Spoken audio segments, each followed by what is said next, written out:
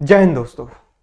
Public safety bill और trade dispute bill के खिलाफ कार्रवाई करते हुए भगत सिंह और बटुकेश्वर दत्त ने सेंट्रल असेंबली में बम तो फेंक दिया था, लेकिन साथ ही साथ अपना आत्मसमर्पण भी कर दिया था। और जब वो आत्मसमर्पण कर रहे थे तभी वो नारे लगाए रहे थे, इनकलाब जिंदाबाद और साम्राज्यवाद मुर्दाबाद। आत्मसमर्पण के बाद वही हुआ जो होना था, और वो था कार्रवाइयों का दौर। कार्रवाइयों का दौर शुरू हो चुका था। दलीलें दी जा रही थी। भगत सिंह के व्यक्तित्व से हम जान सकते हैं और जानते भी हैं कि उन्होंने अपना केस खुद लड़ा था और बटुकेश्वर दत्त का केस लड़ रहे थे आसिफ अली। बहुत सारी दलीलें दी गई और बताया गया कि हमने बम क्यों फेंका, लेकिन यह अंग्रेजी हुकूमत अंधी हो चुकी थी और जानती थी कि अगर ये क्रांतिकारी बाहर आ गए तो उनका साम्राज्य खतरे में पड़ जाएगा। और इन सभी क्रांतिकारियों को, एचआरए के सभी मेंबर को जेल भेज दिया गया। जेल के अंदर एक ऐसा मंजर दिखा जो भगत सिंह की आत्मा को झंझोर के रख दिया, और वो था जो खाना मिल रहा था क्रांतिकारियों को या उस जेल में रहने वाले सभी लोगों को, वो इतना घटिया था कि उसको जानवर भी नहीं खा सकते थे। इसी के खिलाफ सारे क्रांतिकारी एक हुए और भगत सिंह ने और सारे क्रांतिकारियों ने भूख हड़ताल शुरू कर दी। भूख हड़ताल से पूरा का पूरा अंग्रेजी साम्राज्य कांप गया।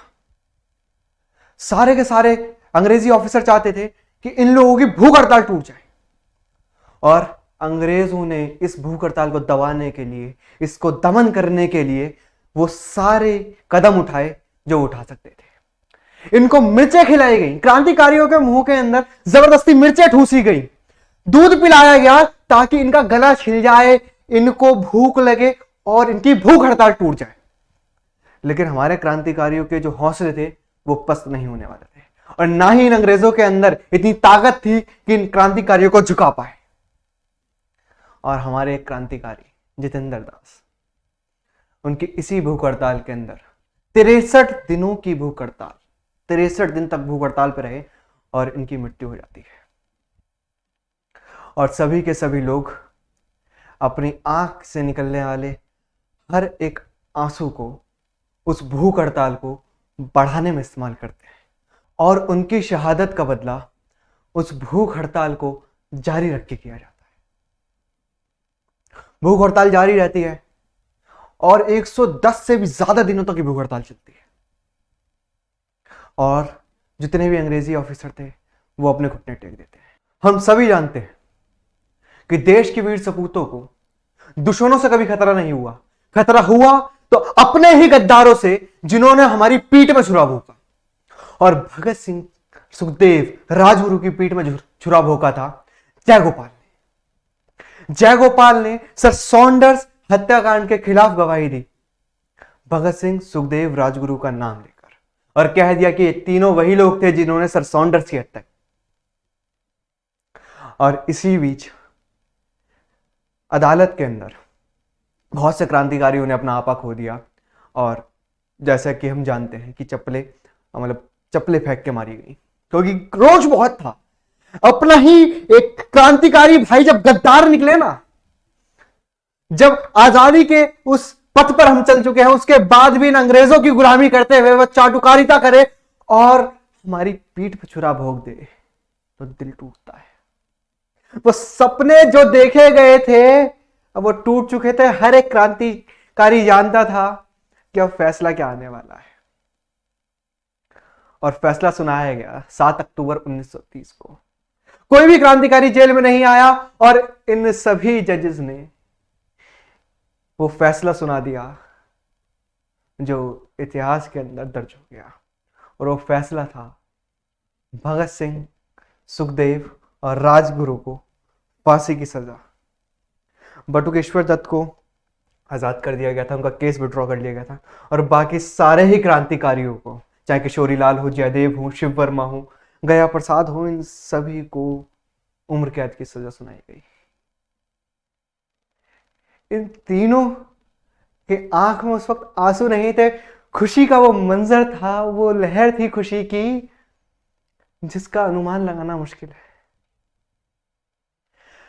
इस उम्र में, जिस उम्र के अंदर लोग हंस रहे होते हैं, कॉलेज जा रहे होते हैं, अपने दोस्तों के साथ घूमते हैं, उस उम्र में भगत सिंह, सुखदेव, राजगुरु को फांसी होने वाली थी और इनके लिए इससे बड़ी खुशी की बात कोई नहीं थी, क्योंकि इनका मकसद पूरा होने वाला था, इस वतन के लिए शहादत।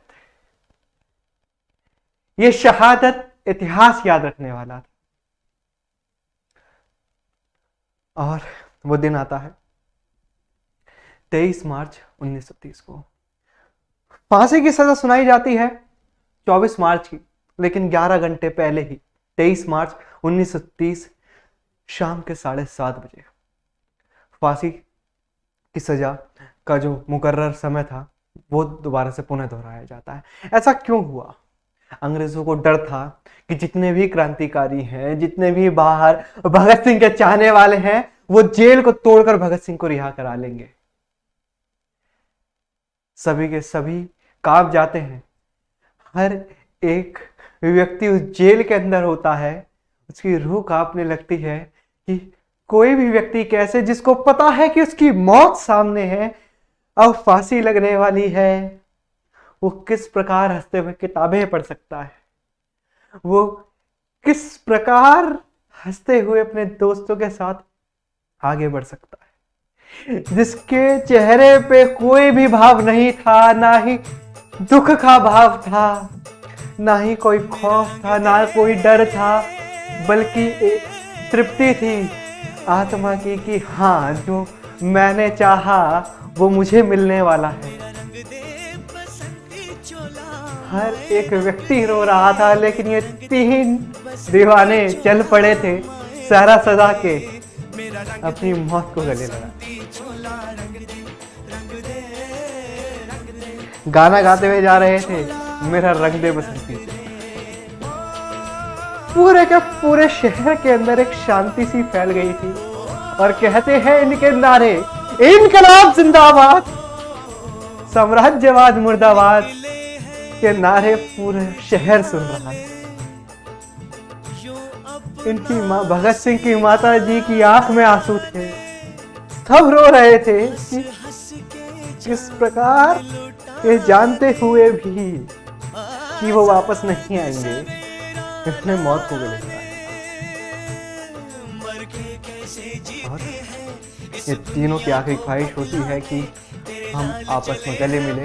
ये कहते हैं कि दुख एक ही बात का रहेगा कि हम भारत माँ की सेवा बस इतनी ही कर पाए, ज्यादा नहीं कर पाए। सोच कर देखो इस देश की आजादी के लिए दीवानगी इन लोगों की, उसके बाद ये कह रहे हैं कि हम और सेवा नहीं कर पाए। और गर्व से फांसी का फंदा गले में पहनकर 23 मार्च 1931 शाम के 7:30 बजे दिन सोमवार फिर फांसी के फंदे पे झूल जाते और भगत सिंह का डेथ लेटर आता है। भगत सिंह अब इस दुनिया में, भगत सिंह की शहादत हो चुकी। सबसे बड़ी बात थी, कहते हैं कि भगत सिंह को जब ले जाया जा रहा था तो उस व्यक्ति का 4 किलो वजन बढ़ गया था, इस खुशी के मारे की फांसी होने वाली है। समझ के देखो भगत सिंह को कितनी खुशी हो रही थी फांसी की, कि मेरे को फांसी होने वाली और 4 किलो वजन बढ़ गया। वो किताब पढ़ रहे थे लेनिन की, वो कम्युनिस्ट के बहुत बड़े सपोर्टर थे और कम्युनिस्ट को मानते थे, और उनका कहना था भगत सिंह जी का कि भारत के अंदर सिर्फ अंग्रेज ही नहीं लूट रहे, भारत के वो सारे तालुदार और जमींदार भी उस गरीब की हत्या कर रहे हैं जो न जाने कितना ही कर्ज लेते हैं।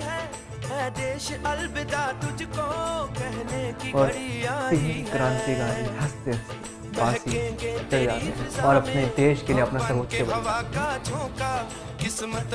अब हमारा कर्तव्य है यहाँ से कि इनका बलिदान खाली ना जाने पाए, और इनका जो बलिदान हमारे देश की हर एक पीढ़ी आए, और हमारी यही कोशिश है भगत सुखदेव राजगुरु का जो बलिदान है वो हमारी आने वाली हर एक पीढ़ी याद रखती है, और तो और उनके खून का एक एक कतरा इस तरीके से उबाल मारे कि हमारे देश यानी भारत देश के लिए सर्वोच्च बलिदान भी देना पड़े, तो भी वो हंसते हंसते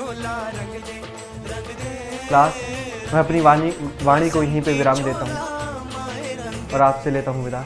जय हिंद।